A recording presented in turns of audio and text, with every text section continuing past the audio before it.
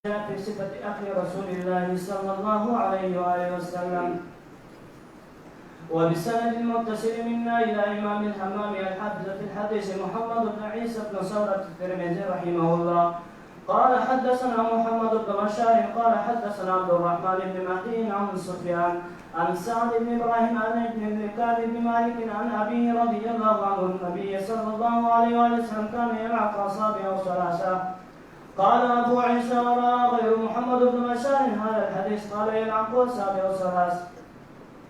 وبه قال حدثنا الحسن بن علي الخلال قال حدثنا عفان قال حدثنا حماد بن سلمة عن ثابت عن أنس رضي الله عنه قال كان النبي صلى الله عليه وسلم إذا أكل طعاما لعق أصابعه ثلاث. وبه قال حدثنا حسين بن علي بن زيد الصدائي البغدادي قال حدثنا يعقوب بن إسحاق الحضرمي قال أخبرني شعبة عن سفيان الثوري عن علي بن الأحمر عن أبي جحيفة رضي الله عنه قال قال النبي صلى الله عليه وسلم أما أنا فلا أكل متكئا. وبه قال حدثنا محمد بن بشار قال حدثنا عبد الرحمن بن مهدي قال حدثنا سفيان عن علي بن الأحمر نحوه. وبه قال حدثنا هارون بن اسحاق الحمداني قال حدثنا عبدة بن سليمان عن هشام بن عروة عن ابن اللقاء بن مالك عن أبيه رضي الله عنه قال كان رسول الله صلى الله عليه وسلم يأكل بأصابعه ثلاث ويلعقهن. وبه قال حدثنا أحمد بن منيع قال حدثنا الفضل بن دكين قال حدثنا مصعب بن سليم قال سمعت أنس بن مالك رضي الله عنه يقول أوتي رسول الله صلى الله عليه وسلم بتمر فرأيته يأكل وهو مطعم من الجوع. باب بیان د صفات د عقل د پیغمبر صلی الله علیه وسلم کې دا اول روایت کې ان حضرت صلی الله علیه وسلم بچ خوراک وکړو نو عبارت د سدا کان یلعق اصابعه ثلاثا ګوتې به چټلې درې واره ګوتې به چټلې درې واره دغه روایت په بل سند چې راغلی ده کان یلعق اصابعه ثلاثه درې سره ګوتې به چټلې درې واره به چټلې درې سره ګوتې به چټلې دا نور روایت ټول د درې سره واره درې سره ګوتې چټلې دي خو په دا اول روایت کې د ثلاثن خبره ده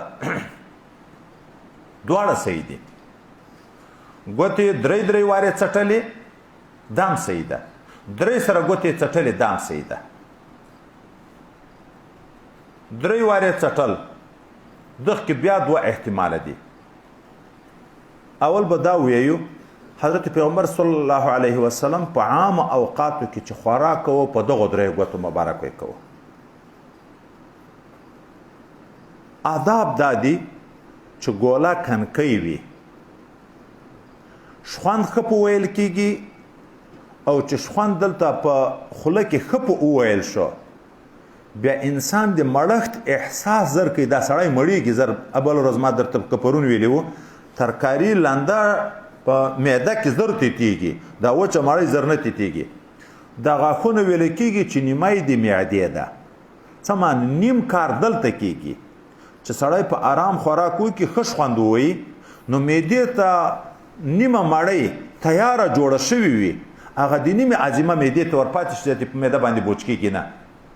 نو چې ګوله کنکۍ وي شخوند ښه په ویل کیږي او چې شخوند ښه په وویل شي ښه تیت شي چې معدې ته لاړ شي زر په معده کې تیت شي نو مړښت احساس زر کیږي ادب دا ده خو په څلورو ګوتو خوراک په پنځو ګوتو خوراک څنګه ده وایي جایز ده د ضرورت په انداز باندې بعضې ګوله له غاټه کې مثلا خو بعضې داسې چې په دریو ګوتو ګوله نه جوړیږي لکه وریژې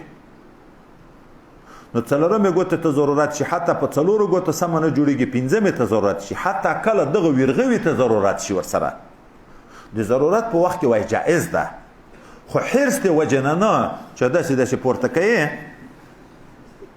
چې دا نورې رانه ونه خوري او زر ځان موړ کړمه حرص نامناسب ده دا ښه صفت نه ده و چې خوراک په دغو درې ګوتو مبارک و بیا به یې درې سره ګوتې څټلې خو د څټلو چې دا درې سره درې وارې شي دغه وایو طریقه ده یو وارې بیا یې دغه سره شروع شه بیا درې وارې خو په یو متصل نه، یو وارې په 3 سره ګوتو تیر، بیا هم په 3 سره ګوتو تیر، بیا هم په 3 سره ګوتو تیر. او یو طریقه دا ده یو وارې به دغه ګوته 3 وارې وڅټله، بیا به دا ګوته 3 وارې وڅټله، بیا به دا ګوته 3 وارې وڅټله. خو څټل به د دغه ګوتې د طرف نه شروع کول. دا اوږده ګوته په ماړۍ کې ډېره ککړېږي، طعام ته اول ورلګېږي. نو اول به دغه وڅټله، بیا دا دومه، بیا دا درېمه. نو هره یوه 3 وارې دام صحیح ده. او دام صحیح ده 3 سره ګوتې څټلې، 3 سره ګوتې څټلې. دا څټلو کې یو لوی حکمت حدیث مبارک کې راځي چې سړی د ماړۍ په آخر کې باید ګوتې وڅټي، ځکه دا نه ده معلوم چې برکت طعام په کوم جز کې ده، چاوه د خوړه په یخ کې ده که په دغ کې ده. ګوره ماړۍ ډېره سړی وخوري خو برکت نه یې کې. برکت معنا دا ده چې معین علی الطاعت شي.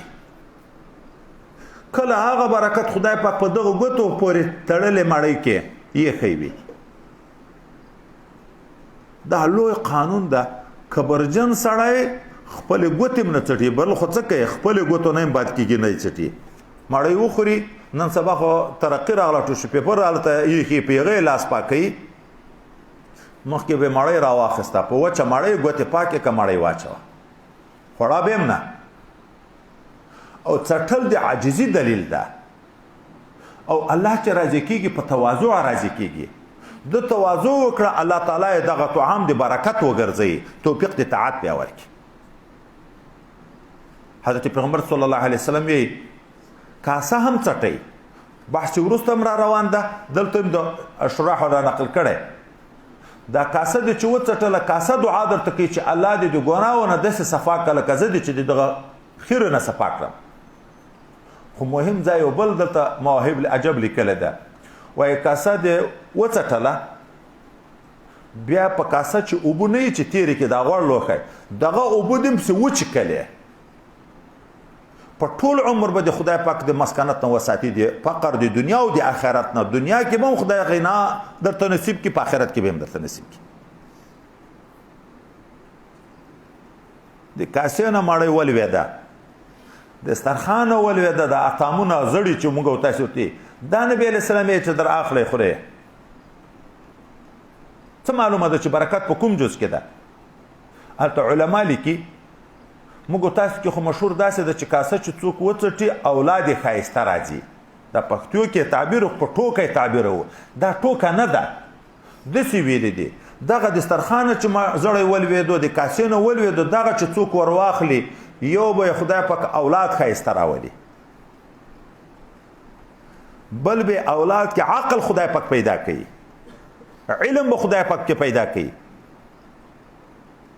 نو ګوتې مبارکې به یې څټلې 3 وارې، یا ګوتې به 3 سره ګوتې څټلې.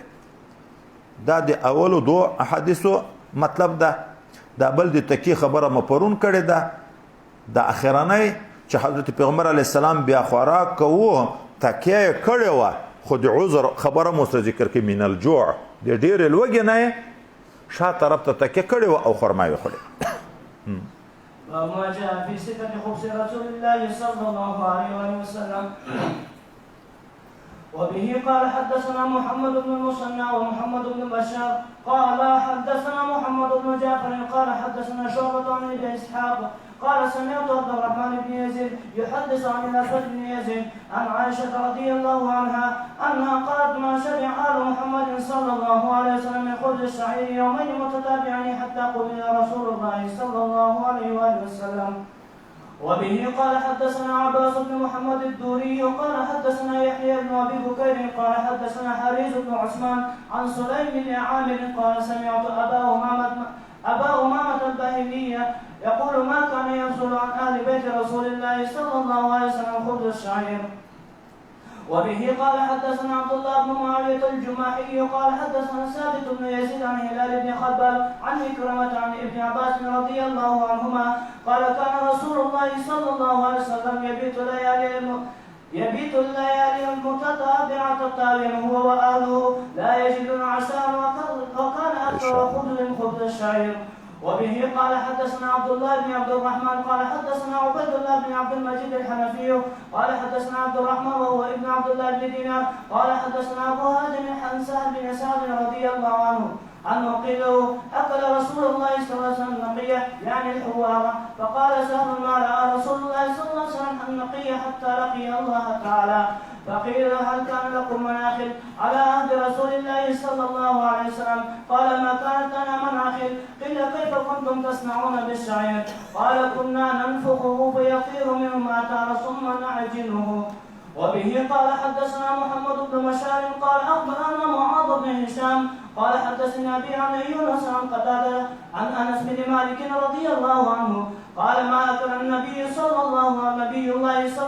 عليه وسلم على خوان ولا في سفرجة ولا خبز او مرقق قال فقلت لقتاده فعلى ما كانوا ياكلون قال على هذه الصفه قال محمد بن بشار يونس هذا الذي روى عن قتاده ويونس الاسكاف وبه قال حدثنا احمد بن منيع قال حدثنا عباد بن عباد المهلبي عن مجالد عن الشعبي عن مسروق قال دخلت على عائشه رضي الله عنها فدعت لي بطعام وقالت ما اشبه من طعام فاشاء ان ابكي الا بكيت قال قلت لما قالت اذكر حال التي فارق عليها رسول الله صلى الله عليه وسلم الدنيا والله ما شبع من خبز ولا لحم مرتين في يوم واحد وبه قال حدثنا محمود بن غيلان قال حدثنا ابو داود قال حدثنا شعبة عن ابي اسحاق قال سمعت عبد الرحمن بن يزيد يحدث عن الاسود بن يزيد عن عائشه رضي الله عنها قالت ما شبع رسول الله صلى الله عليه وسلم من خبز الشعير يومين متتابعين حتى قبضا وبه قال حدثنا عبد الله بن عبد الرحمن قال حدثنا عبد الله بن عمر ابو معمر قال حدثنا عبد الوارث عن سعيد بن عروبه عن قتاده عن انس رضي الله عنه قال ما اكل رسول الله صلى الله عليه وسلم على خوان ولا اكل خبزا مرققا حتى مات. با په بیان د صفات مړی دی پیغمبر صلی الله علیه وسلم کې اول روایت کې ام المؤمنین وی نه د موړ شوی خاندان د رسول الله صلی الله علیه وسلم د اوربشو د مړی نه 2 ورځې سر په سر تر هغه وخت پورې چې رسول الله صلی الله علیه وسلم د دنیا نه لاړ. که یوه ورځ موټ شوی خو 2 ورځ متصل نه ده موټ شوی 2 ورځې سر په سر د اوربشو په مړی په روټو باندې دی نه دی ماړه شوي. دوم روایت کې د حضرت پیغمبر علیه السلام په کور کې د بیبیانو د اهل بیتو نه په سترخان باندې د اوربشو مړی هم نه ده زیاته شوې دا سړه مړی ټوکانې چې پاتې کېږي د موږ نه د دوی په سترخان کې زیات ټوک نه ده پاتې شوی ځکه خوراک په مړښت نه ده شوی دومره به وه چې هغه بس کېده هم نه نو پاتې کېده چیرې. دریم روایت کې حضرت پیغمبر علیه السلام و کله به څو شپې پرله پسې متصل د او کورنۍ په لوږه باندې شپې تېرولې لا یجدون عشا د بیګا مړی به نه وه او اکثره مړی هم و د اوربشو د اوربشو به هم نه پیدا کېده چې بیګا یې وخوري. اوس په دغه ځای کې د لماخستان د مړی به موږ تاسو ته یو ځای کې بل حدیث مبارک راځي چې بیګا بیا مړی مه ویده کېږئ دا سړی ډېر زر زړی چې په لوږه څملې دا ټوله شپه معده فعالیت کوي او هلته شی دی چې عزم یې کوي نو خپل قواوې عزم کوي نن په باطن کې کار شروع کړي خو یعنې دا معنه چې هغه ډېر ضرورت و ډوډۍ ته هغه مړی هم د دی نه وه. څو شپې به کله په لوږه باندې ده او بیبیانو ټولو په لوږه تېرولې. اوس دلته څوک سوال کوي چې ولې په صحابو مبارکینو کې داسې ماړه صحابه نه وو چې د ده سره کومک وکړي دی په لوږه او بیبیانې په لوږه شپه تېري او دوی کومک نه ورسره کوي. نو جواب دا ده چې ماړه څه کوي که مسکین صحابه په ده خبر شوی وای چې نن د رسول الله صلی الله علیه وسلم په کور کې شی نشته د ده سره چې شی وای ایثار به کوو هغه به وروړه رسول الله ته خو خپله به په لوږه شپه تېروله خو نبی علیه السلام حال پټ ساتو دا چاته یې ویلې نه نو ځکه به په لوږې شپې تېرې وې څوک به په خبر هم نه وه. مخکې موږ تاسې وویلې امام بخاري وقار العلم د علم عزت ساتو په لوږه شپې تېرولې واښه یې خواړه خو چاته یې ان نه دی ویلی نن دغه ځای په دنیا کې په موږ باندې مشکل کې په دې کې یو صبر مو کمزوری ده معمولی تنګي چې را باندې راشي دنیا ته ذاتي نارې شروع کړو بیا د طالب د طالبي په بانا ملا د ملایي په بانا یو بل صاحب د صاحبي په معنا دا مزدوریم ځان ته یو شرم بولو سوال شرم نه بولو او سره له دې نه ذلت په څه شي کې ده ذلت خو په سوال کې ده 500 درکې 500 وګټه وچه مړی وخوره خدا د خپل مخ نورانیت مه ضایع کوه د خپل حیثیت مه کوه دا یو د در کې مفت در کوي 500 خپل چې وګټې 500 به وګټې خو په ده خو هم ګزاره خو کېږي خواهشات به نه پوره کېږي ګزاره خو کېږي خو خواهشات نه پوره کېږي موږ بس یو نوم بل نوم استعمالوو مدرسه برای چنده څوک مدرسه چندې ته جوړوي څوک چنده د مدرسې دپاره کوي چې مدرسې کار روان ده چنده څوک اوله نه مدرسه جوړوي چندې ته څوک د جهاد نوم باندې کوي څوک د مدرسې نوم باندې کوي څوک د بل علم او د مسکنت نوم باندې کوي او بس ګرځه په خلکو باندې ټول وخت کې سوالونه یي حضرت پیغمبر علیه السلام خپل وقار ساتو د خپل حال دومره پټ ساتو چې په لوګه دو کورنۍ شپې تېرولې خو څوک په دې نه دي خبر شوي دا حال خو وروسته بیا ښکاره شوی د دې دپاره چې خلک اقتدا پسې وکړي صحابه چې ایدی د کور خلک لکه ابن عباس رضی الله عنه دا حال ښکاره کړی یا حضرت عایشه رضی الله عنها دا حال وروسته ښکاره کړی دا بل روایت کې حضرت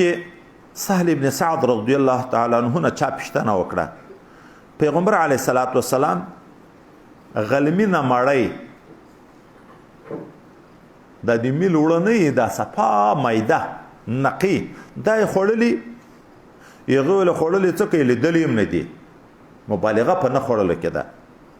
چې تر څو د دنیا نه لاړ بیا یې پوښتنه تر وکړه د تاسو په وخت کې دا نن سبا کورو کې زنانه اوړه څه ورته وایي زنبیل غلبیل ژبې زه معلومومه پېژنم خو یې چې غلبیل ده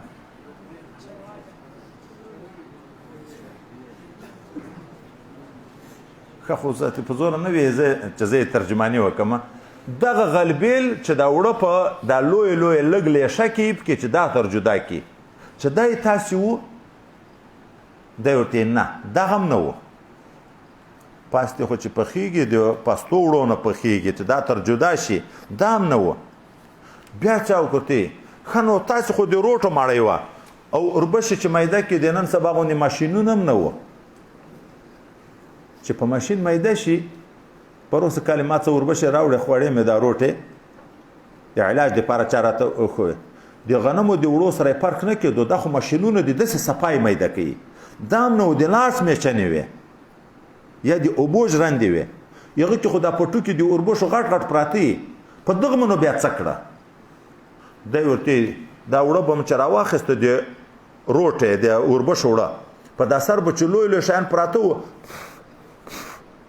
هغه لوی لوی به تروالو ته دا نور به م خوشته کړه بس ذاتې به م پخول دا بل روایت کې نبی علیه الصلاۃ والسلام په میز خوراک نه ده کړی مسله مو ویلې وه په کنکیو پلیټو کې خوراک نه ده کړی یا پلیټونه د تابع د طعامي یا د اشتها شه یا د عزیمې دې اشتها او عزیمې ته څه ضرورت خو په اشتها کې همیش وږي وو او کم خوراک و عزیمه دیغو کې ده یا د ګډ خوراکو په کنکیو پلیټو یې نه کوه یې پاستې مړۍ نه ده خوړلې خوراک یې په سترخوان کوه دا بل روایت کې ام المؤمنین حضرت مسروق وایي زه ورننوتم دې مړۍ راته راوغوښته بیا یې وویلې چې اوس زه چې هر وخت کې د مړۍ نه مړه شم چې دا وغواړم چې ودې ژاړم دستي ماته ژړا راځي لکه دا ژړا چې حاضره یي تیاره حضرت مسروق ورته ولې وایي هغه حال را په یاد شي چې پیغمبر علیه السلام د دنیا نه په کوم حال تللی والله که حضرت پیغمبر علیه السلام د مړۍ او د غوښې نه 2 وارې په ورځ کې موټ شوی وي چې سهار دې هم غوښه خوړلې لنده ترکاري او بېګا دې هم خوړلې نه کاله دې ورسره تیر کړي اوس خو ازادي ده اوس خو هر شی پیدا کېږي خو اوس مو ویلې دا د څو کالو په عمر د دنیا نه لاړه د 15 د رسول الله صلی الله علیه وسلم په وخت کې څومره وه د 18 کالو نو څو کاله وروسته پاتې شوه 43 کاله وروسته د نبی علیه السلام نه نور هم دا ژوندی ده دلته خو ازادي وه هر څه پیدا کېده اوس دلته بیا څوک په غلط فهمي کې واقع شي څوک خیال دا کوي چې ام المؤمنین وایي چې دا زه چې وغواړم چې وژاړم دستي ماته ژړا راځي هغه حال را په یاد شي څه معنی لکه په یغه حال د رسول الله صلی الله علیه وسلم چې دا خفګان ښکاره کوي چې څومره په مسکنت کې لاړ د دنیا نه وای نه په دغه نه ژاړي د یغه حال په ورکېدن ژاړي هغه څومره د سکون ژوند و په ماړی نه و ماړه خو څومره لذت و خوند و شوق د طاعت و د عبادت و نن چې دا ډېر شو هغه لاړ ختم شو زه صفا درته یم د خپله طالبي کې داسې مدرسو کې الحمدلله موږ وخت تېر کړی 15 نفرو ته محتمم د کور نه ټیم د غوړیو موږ ته نه راکوو د کور نه یوه پیاله غوړي راکول 15 نفرو دیګ به م چې کوه یوه پیاله یې دال راکول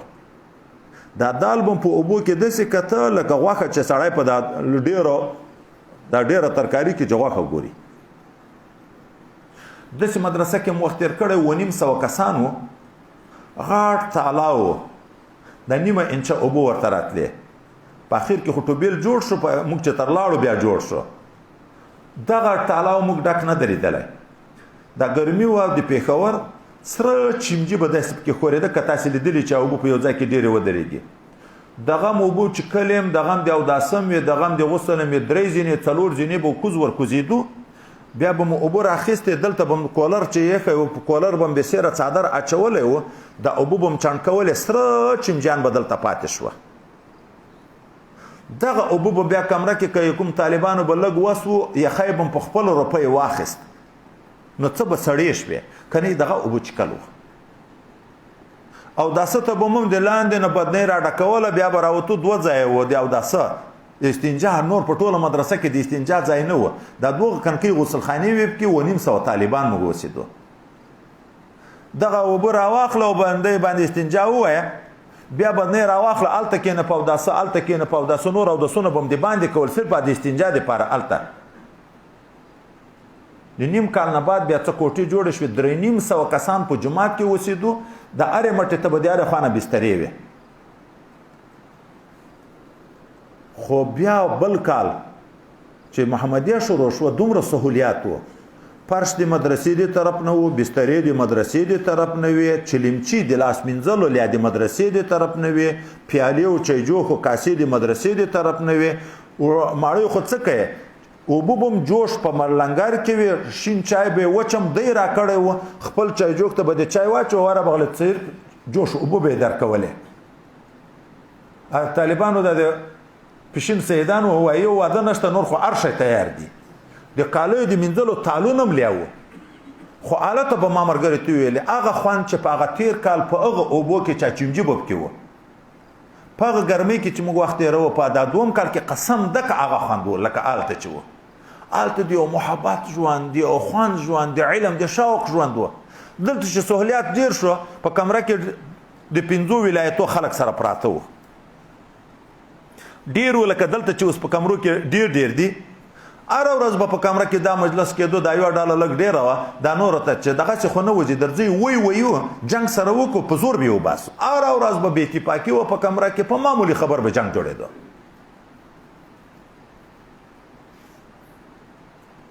سهولت ډېر شو خو سکون ورک شو راحت ورک شو دا دنیاي خبره ده دا په هغه ژاړي په دغه نه ژاړي چې د نبی علیه السلام په مسکانت ژاړي چې په مسکین دور کې تللی په دغه ژاړي چې هلته څومره بهترین خوند و څومره سکون و څومره آرام و اوس مړی خورو د غمه سره خورو خدای هم دې په حال رحم وکړي بیا د نن سبا بیا ډېر غم طالب و ملاته ده چې ګوله کې یو سوړ حوصله غریب راوباسي یا ملګری شهید ده یا بندي ده یا په کور کې مشکل جوړ ده یا زخمی ده یا پلان ده یا پلان ده سل قسمه تکلیفونه متوجه مخکې کې طالب ملاکه د دنیا غم چیرې و د قدرت غم چیرې و د کرسۍ غم چیرې و د موټر او د سکوټر غم چیرې و د 8,000 د موبایلو غم چیرې و زه په مدرسه کې اوسېدم دارالعلوم کې 15 کاله د ننې په مدرسه په بازار کې و چې دا ګیټ نه په ووتو دستي بازار و زوړ دارالعلوم د لورلایي کچا لیدلی د لورلایي طالبانو دا په موږ تېره شوې ده چې په جمعه کې د ما په جوب کې اټانه هم نه ده پیدا شوې زه د موږ مشر الله د شهادت منظور کې مازدیګر نه بعد به موږ چکر ووایو هوټل ته نه تلو هلته د ګل محمد هوټل د طالبانو په هوټل مشهور و د جمعیت په هوټل باندې ځکه موږ سره به روپۍ نه وې خو یوه ورځ به بل ملګری روپۍ پرې کړي دومره ورځ خو شرمېږي ته به یې پرې کوې موږ سره به روپۍ نه وې خو نه په موږ څوک پېدلي دي چې دا مسکینان دي حتی استادانو به دا ویله چې داسې دنیا خوند کې لکه دین محمد دغه ځکه موږ 15 ورونه و 15 سره طالبانو دا قبله ګاسم مبارک دی رب کریم جنت الفردوس نصیب کې د به روزانه کړه غریب موږ 15 سره علم ته ورکړي یا جهاد یا علم یا جهاد یا علم کله موږ جهاد اراده وکړه ما ورته ویل دا زم در سره زما مشر ورپه مې ډېر ته ویل درځه چې زه کوار غر ورته وی د لورلایي طالبانو ژړکاریز نه یو خطه هلته سرکاري ځنګل جوړېدو لاړو مزدورۍ ته چې جلسې ته زه راغلم لاس مې تڼاکې و چاودلي و په غره کې م کار کوه یعنې یقیني استاد چې ولیدم راته ویې ژړل وایي موږ خو دا خیال و چې تاسې دنیا ډېره ده چې ټول ورونه سبق وي موږ څه خبر و چې داسې مسکنت په حال کې خو خوند و سکون و چې دنیا ډېرېږي سکون ورکېږي دغه سوچ مه کوه د راحتو سوچ مه کوئ د سکون سوچ وکئ چې دا سکون په څه شي کې پیدا کېږي هغه باید په ځان کې پیدا کړو دنیا کې خلک راحت غواړي وایي د راحت ځای آخرت ته په دنیا کې نشته راحت په روپیو کې سکون غواړي سکون په روپیو کې نشته خدای پاک ویل الا بذکر الله تطمئن القلوب سکون اطمینان د خدای په ذکر کې ده دا بل روایت کې بیا ام المؤمنین نبی علیہ السلام 2 ورځې متصل د وربشو په مړیم نه د موټ شوی چې تر څو دنیا نه لاړ د اخرینی روایت کې چې نبی علیہ السلام نه په میز خوراک کړی ده نه یې د پاستې مړی خوړلی ده چې تر څو د دنیا نه تللی باب ما جاء في صفة إدام رسول الله صلى الله عليه وآله وسلم وبه قال حدثنا محمد بن سالم بن عسكر وعبد الله بن عبد الرحمن قال حدثنا يحيى بن حسان قال حدثنا سليمان بن بلال هشام بن عروان أبيه عن عائشة رضي الله عنها أن رسول الله صلى الله عليه وسلم قال نعم الإدام الخل قال عبد الله بن عبد الرحمن في حديث نعم القدم أو الإدام الخل وبه قال حدثنا قتيبة قال حدثنا أبو الأحوص عن سماك بن حرب قال سمعت النعمان بن بشير رضي الله عنهما يقول ألست في طعام وشراب ما شئتم لقد رأيت نبيكم وما يجري من دقل ما يملأ بطنه وبه قال حدثنا عبدة بن عبد الله الخزاعي قال حدثنا معاوية بن هشام بن سفيان المحارب بن دينار عن جابر بن عبد الله رضي الله عنهما قال قال رسول الله صلى الله عليه وسلم نعم الإدام الخل وبه قال حدثنا حماد قال حدثنا وقيل عن سفيان عن ايوب عن ابي قلابه عن زهد الجرمي قال كنا عند ابي موسى رضي الله عنه فاوتي بلحم دجاج فتنحى رجل من القوم فقال ما لك؟ قال اني رايتها تاكل شيئا نتنا فحلفت ان لا اكلها قال اذنه فاني رايت رسول الله صلى الله عليه وسلم ياكل لحم الدجاج وبه قال حدثنا فضل بن سعد الاعرج البغدادي قال حدثنا ابراهيم بن عبد الرحمن بن مهدي عن ابراهيم بن عمر بن سفينه عن ابيه عن جده رضي الله عنه قال اكلت مع رسول الله صلى الله عليه وسلم محضرا وبه قال حدثنا علي بن حجر قال حدثنا اسماعيل بن ابراهيم عن ايوب عن القاسم التميمي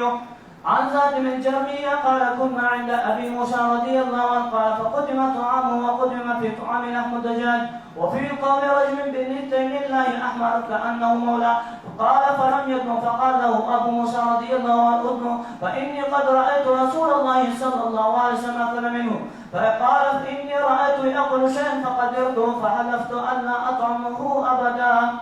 وبه قال حدثنا محمود بن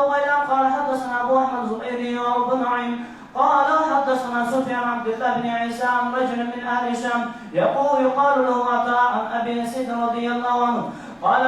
رسول الله صلى الله عليه وسلم كلوا الزيت والدهنوا به فإنه من شجرة مباركة. وبه قال حدثنا يحيى بن موسى قال حدثنا عبد الرزاق قال حدثنا معمر بن سعيد بن أسلم عن أبيه عن عمر بن الخطاب رضي الله عنه قال رسول الله صلى الله عليه وسلم كلوا الزيت والدهنوا به فإنه من شجرة مباركة.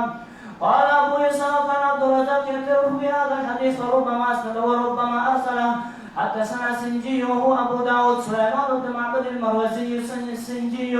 قال حدثنا عبد الرزاق عن معمر عن زيد بن أسلم عن أبي عن النبي صلى الله عليه وسلم ولم يذكر فيه عن عمر رضي الله عنه.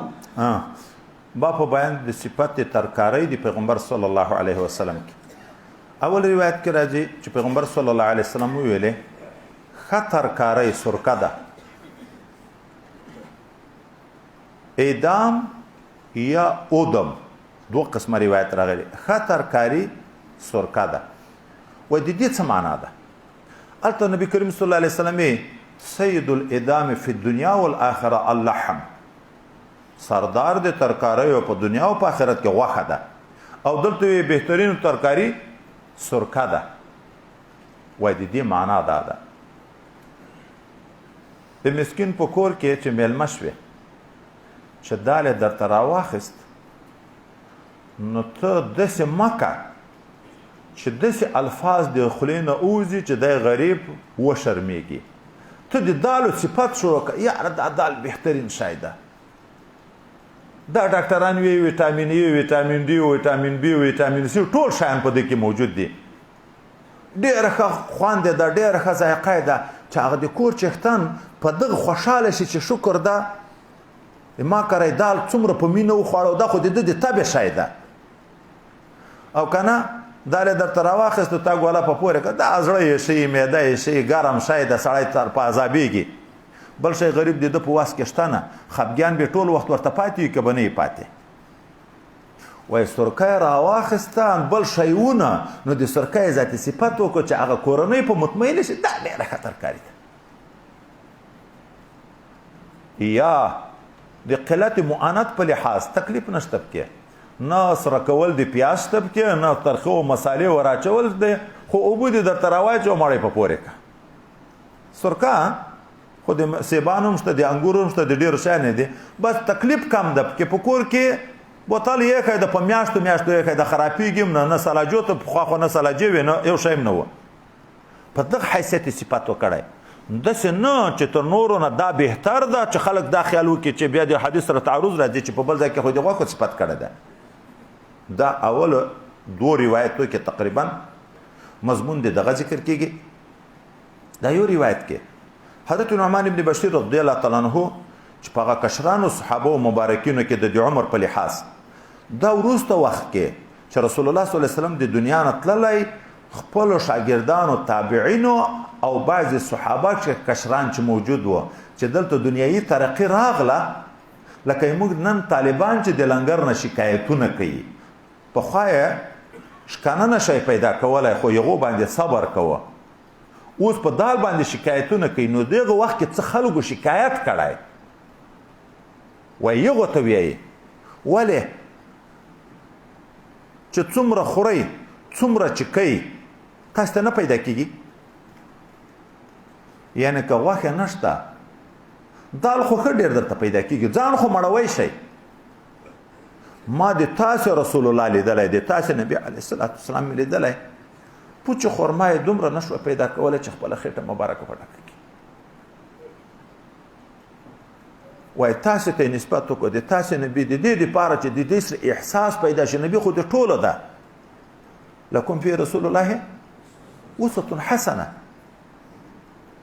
عشق د ایمان خو هلته راځي چې تر ځان تر مور و پلار تر اولاد تر هر چا به رسول الله در باندې ګران وي ما سره وړه دوره کې طالبان وو د کال دپاره د لویې دورې مطالبه د ما نه د دوی وه چې لویه دوره شروع کړه موږ ټول ته موږ راتو دلته دیرې ته د میرامشانه چې هلته ګرمي ده بیا داسې نه وي په ما دوره شروع کړئ رانه شئ دوی داسې الفاظ ډېر ویل چې هندوستان ته لاړ شي موږ په تاپسي ځو خو چې بیا دوره شروع شوه بعضې ملګري نه راغله په هغو کې بیا یې کال په مابین کې راغله چې دلته په سبق کې کېناسته د سبق نه چې جګ شو ذاتي په ژړا بنا وکړه 4 میاشتې مې په پلانکۍ مدرسه کې وخت تېرو خو قسم ده که دومره خوند ما لیدلی په 4 میاشتو کې په سبق کې لکه دلته مې چې په دا 1 ورځ کې ولید خو عذر دا چې ګرمي دلته خلکو شکایت ډېر کوو چې ګرمي ډېره ده ځکه موږ رانغلو خو 2-3 وارې دا عذرونه وکړه ذاتي مې ورته وخندل ما عذرو ته حاجت نشته عذرونه بیانوي که رښتیا عشق وایې چې مینه مم د تا سره ډېره ده ما که رښتیا عشق وایې خو دا سوچ به دې کوو چې استاد مې دا ګرمي تېروي نو زه یې ولې نه کم تېره چې دی سپین ږیری تر ما نه په عمر کې لوی دا یې تېروي زه ځوان یې ولې نه کم تېره چې عشق وي چې رسول الله صلی الله علیه وسلم په هغه باندې قناعت کړی زه یې ولې ونه کم زه ولې شکایت وکړم نو هغو ته ویې ګورې په هغه وخت کې چې تابعین دي وایي یا کشران بعضې صحابه چې دنیا لږ ډېره شوه نو د بعضې طعامونو څه شکایت دی وکړه ده ذاتي په خوشکه ورته ویلې ولې دومره نه درته رسېږي چې ښه په مړېږي ان حضرت صلی الله علیه وسلم د پوچو خرماونه نه د موټ شوی دا بل روایت کې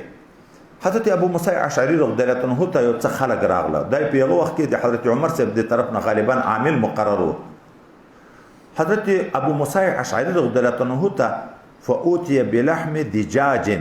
د چرګ غوښه پخه ورته راوړه لکه د هغه ځای خایدې مې غوښه ورته راوړه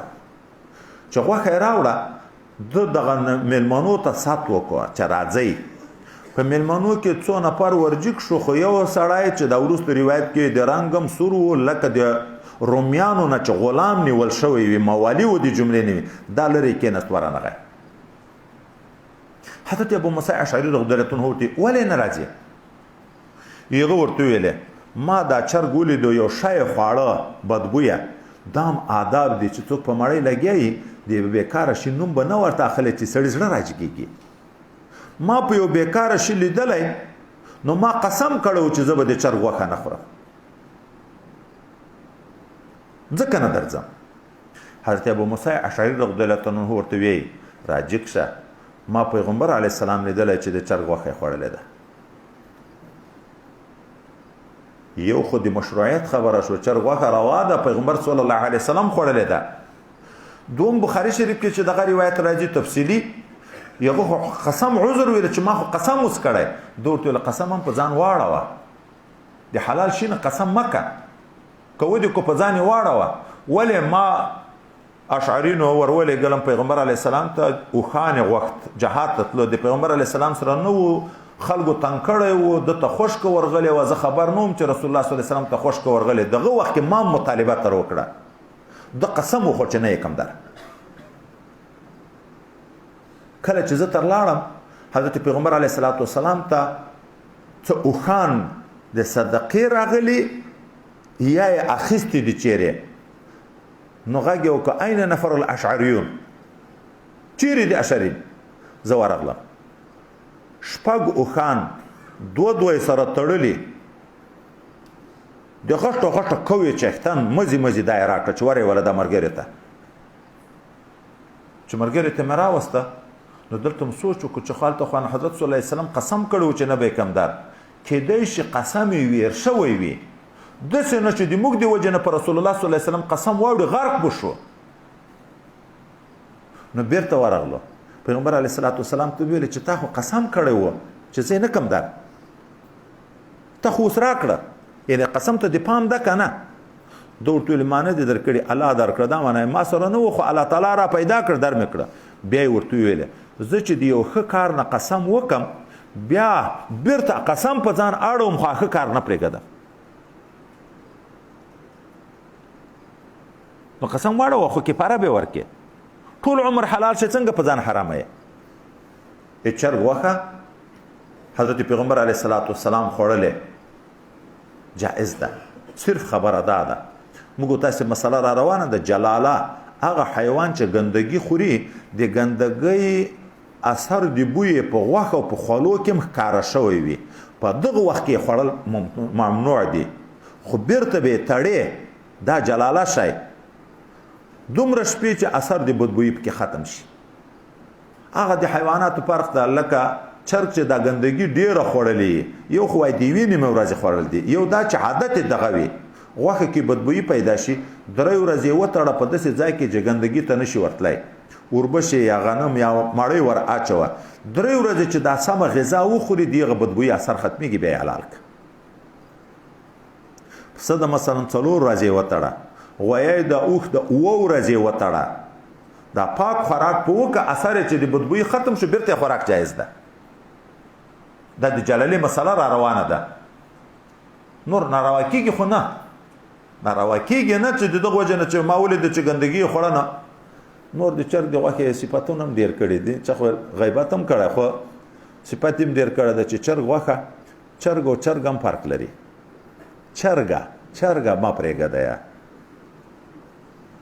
چرګه چې ده وای طبیعت کې ګرمه هاضمه یې زر مازغه زیاتوي مني زیاتوي رنګ کې سرخي پیدا کوي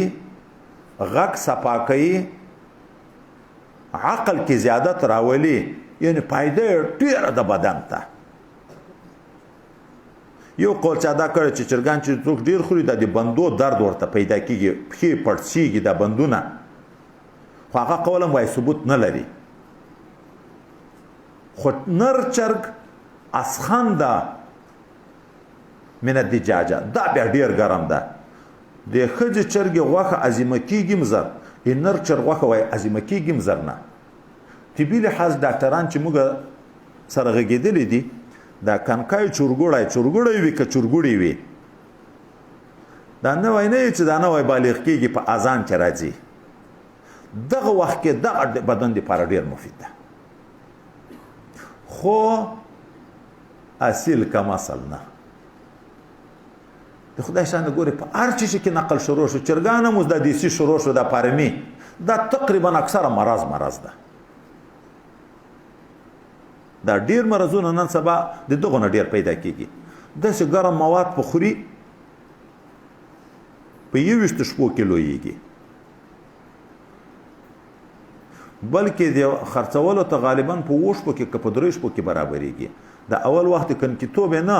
دغه خاص شی ورته شروع کې په 1 شپو کې داسې غوټ شي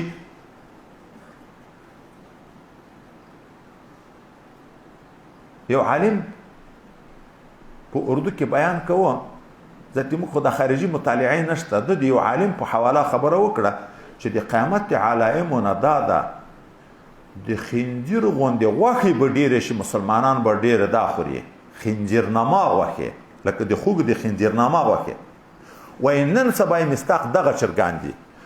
د خنجر نسل هم ډېر زر زیاتېږي دغه نسل هم ډېر زر زیاتېږي او الته خوړل کېږي په داسې شیان باندې دغه د دې مواد والله اعلم چې څخل شی ورکوي دا زیړی اکثره تور زیړی هم د دغو نه پیدا کېږي دا د زیړي تکلیف او دا نور ډېر مرضونه د دغه نه پیدا کېږي د کورنیو چرګانو هګۍ هم فایدهمنې خپله چرګان هم فایدهمن 2 هګۍ په ورځ کې چې وخوري د بدن ټولو قواو ته چې څومره ضرورت ټول پوره کوي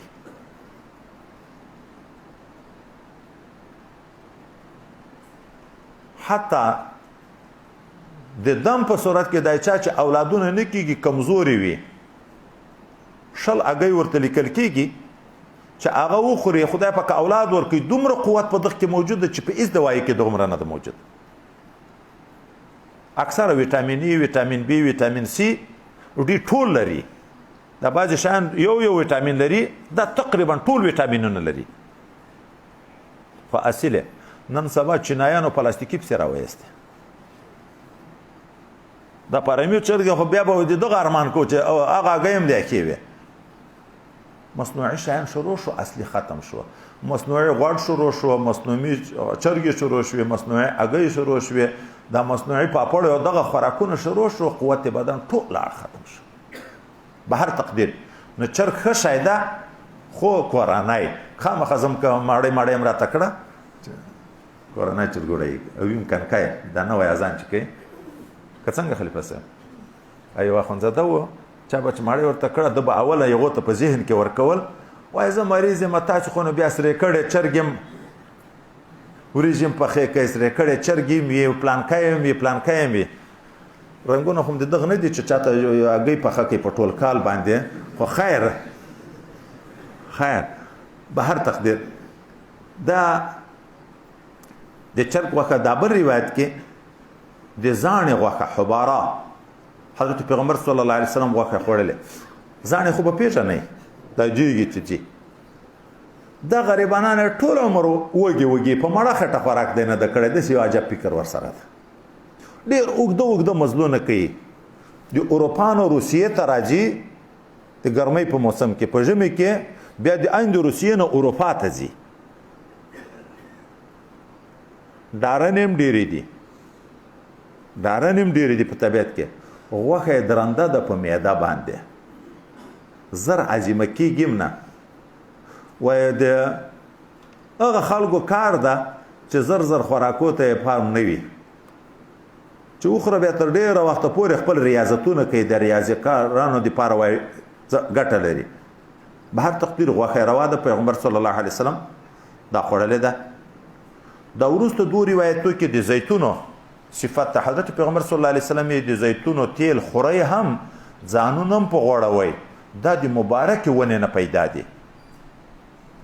من شجرة مبارکة زیتونة د زیتون ونه په دنیا کې اول دغشت نه شوی د طوفان نوح نه بعد بیا په دنیا کې اول بیا دغشت نه شوی او یا انبیاء دعا د برکت ورته کړي چې په هغو کې حضرت ابراهیم علیه السلام او حضرت نبی علیه السلام هم شامل دي خوړلو کې هم ګټه ده چراغ تیل تر جوړیږي چراغ په بلیږي د غوړولو دپاره څرمن او شي ته ضرورت وي هغه په غوړیږي بدن په غوړیږي خوراک په کیږي او موجوده طبي لحاظ ډاکټري باندې زه دا ډاکټري کوم څه خبره درته کوم خو ما په خبرو عمل نه مکړ ډاکټر یم نه اسه کلسترول نه لري دا نور غوړ اکثره په وینه کې کلسترول پیدا کوي خو زیتون تیل چې دا کلسترول نه پیدا کوي نو خوریم او غوړولم پکې بیا غوړول بدن غوړې که سار غوړې تخصیص وای نشته لیکن بیرته به یو خبره ګورو ابو طب را روان دي تفصیل خو به الته کو دلته بصیر دغه زده کو چې نبی علیہ السلام بعض خبره مطلقه ذکر کړي خو وای مقیده چې بیا څوک اعتراض ورستونه کې چې خلاف واقع شي چې رسول الله صلی الله علیه وسلم صفت کړو ما خو دیغه دی وجه شروع کړه مرض ماته ولې پیدا شو وای دغه زیتون تیل د غوړولو د بدن یا د سر په بنیاد چې ګټه لري په ګرم ملکو کې لکه حجاز په سړو ملکو کې د ساړه په وخت کې په دغه تیلو باندې ځان غوړول دا تاوان پیدا کوي بل کله غوړول پیدا مسلسل سر غوړول نظر د سترګو خرابوي په سر کې دانې پیدا کوي